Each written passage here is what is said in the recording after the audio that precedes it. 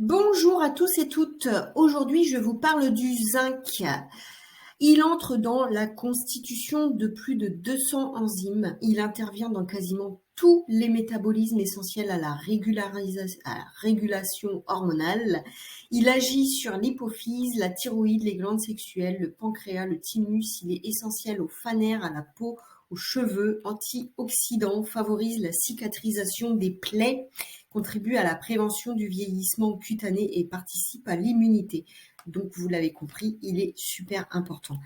Alors, certains aliments et médicaments diminuent son absorption et une carence aura des conséquences très importantes sur tout le fonctionnement du corps.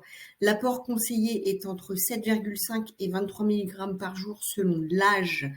On en trouve principalement dans les protéines animales. Le cacao en poudre, les noix de cajou, pignons de pain, veau mijoté, noix de pécan, foie de poulet cuit, jambon cuit, moule, bulot, œufs cuits, légumineuses, bref, vous l'aurez compris, on en trouve vraiment un peu partout. Alors, qu'est-ce que le zinc? Eh bien, le zinc, c'est un oligo-élément, c'est-à-dire qu'il est présent en très petite quantité, environ 2 à 4 grammes au total dans le corps humain. On le trouve essentiellement où? Eh bien, dans les muscles, 60 à 65%, les os, 20%, le foie et la peau. Le zinc doit être apporté quotidiennement à l'organisme car contrairement au fer, le corps ne sait pas stocker le zinc. Cet oligo-élément est un antioxydant puissant. Il intervient dans l'activité d'une enzyme très importante et dans la lutte contre le vieillissement et les maladies liées à l'âge. La superoxyde dismutase, c'est-à-dire le SOD. La SOD neutralise une particule toxique qui est le superoxyde, qui est généré par les processus physiologiques normaux. Et donc, s'il n'est pas neutralisé, le superoxyde peut conduire à un stress oxydatif susceptible d'endommager les cellules et les tissus. Donc, le rôle du zinc est très important. Alors, à quoi sert le zinc? Même s'il est présent en faible quantité, le zinc joue un rôle important dans l'organisme et participe à de nombreuses réactions enzymatiques en tant que cofacteur. Il joue un rôle essentiel dans la croissance et dans le métabolisme des protéines. Il peut stimuler le système immunitaire en augmentant le nombre de lymphocytes T, mais il intervient également dans les fonctions neurologiques et reproductives. Le zinc est essentiel dans la synthèse des hormones, notamment la testostérone. Il a un pouvoir antioxydant très important qui lui permet de lutter contre les dégâts liés au stress oxydatif. Et oui, il agit sur la synthèse de l'insuline et contribue ainsi à réguler le taux de sucre. Le zinc a aussi des propriétés anti-inflammatoires qui cicatrisantes qui lui permettent de lutter contre les problèmes de peau tels que l'acné par exemple. Il favorise la synthèse d'acides aminés tels que la cystine et la méthionine qui sont les principaux composants de la kératine, composants constituant le cheveu.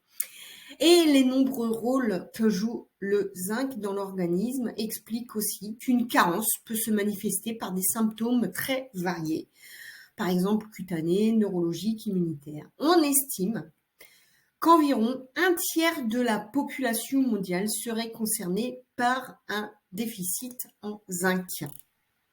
Les apports recommandés en zinc dépendent de beaucoup de choses. Ils dépendent de l'âge, du sexe de la personne, du poids, de la taille ainsi que de la teneur en phytate de l'alimentation. Les phytates, mais aussi certaines fibres, c'est-à-dire la lignine présente dans les végétaux qui inhibe en effet l'absorption du zinc. Alors d'autres facteurs comme le calcium ou le fer peuvent également influencer l'absorption du zinc. Le zinc est présent dans de nombreux aliments, mais sa concentration et sa biodisponibilité varient considérablement. Les crustacés, on en trouve dans les crustacés, la viande rouge, les légumineuses, les grains entiers, qui sont principalement et particulièrement riches en zinc. Cependant, la biodisponibilité de cet oligo-élément est plus élevée dans les aliments d'origine animale, ce qui explique pourquoi les végétariens sont plus à risque de carence en zinc. Alors, dans la population générale, les apports nutritionnels recommandés, je l'ai déjà dit, mais je le répète, vont environ de 8 à 11 mg par jour. Ils sont un peu plus élevés chez les femmes enceintes et allaitantes, 11 à 13 mg par jour. Le zinc est l'élément trace métallique le plus abondant dans le corps humain après le fer. C'est un composant structurel de nombreuses protéines et il participe à de multiples fonctions cellulaires. Cela explique pourquoi un déficit en zinc peut vraiment provoquer des symptômes très variés.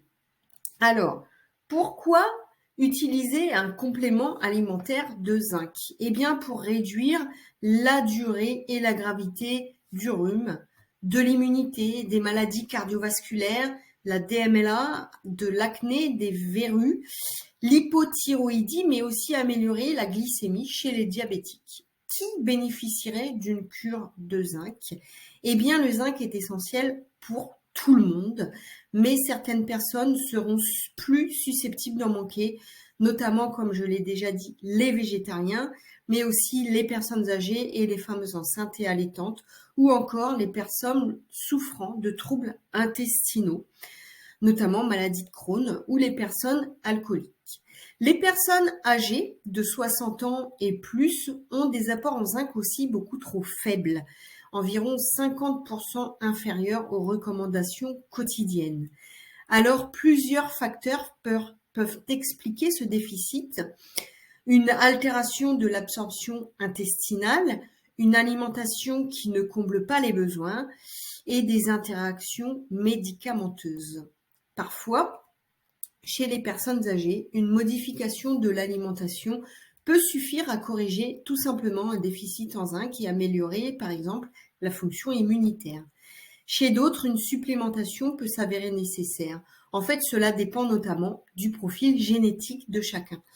Les végétariens sont principalement plus susceptibles de souffrir d'un déficit en zinc qui est surtout présent, bien sûr, dans les aliments d'origine animale. Alors, comment savoir si on a une carence en zinc?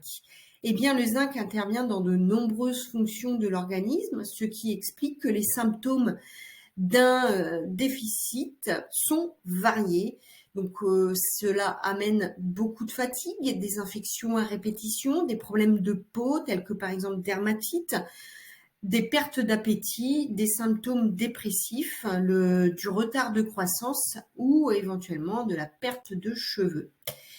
Le zinc, il aide à réduire les symptômes du rhume, comme on l'a déjà dit, il aide à traiter les verrues, il limite la DMLA et grâce au zinc, comme allié en cas de hypothyroïdie.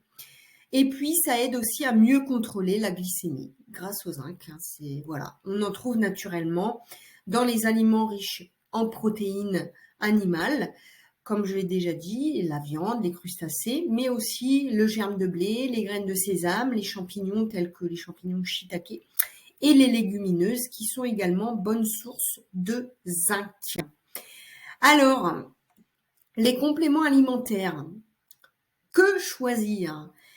Si le recours à des suppléments est nécessaire pour les végétariens, les personnes âgées, choisissez de préférence le zinc gluconate, l'aspartate et l'acétate ou le citrate, plutôt que le sulfate ou l'oxyde de zinc. Les doses conseillées en prévention sont comprises entre 10 et 15 mg par jour en plus de l'alimentation. Au-delà, on risque de déséquilibrer le statut en d'autres minéraux comme le cuivre. Alors, combien de temps doit durer une cure de zinc? Eh bien, il est conseillé d'alterner des périodes de supplémentation. Quelques semaines avec des périodes sans. Et puis, bah, il y a des effets secondaires. Eh bien, attention, parce que l'effet de zinc n'est pas sans risque.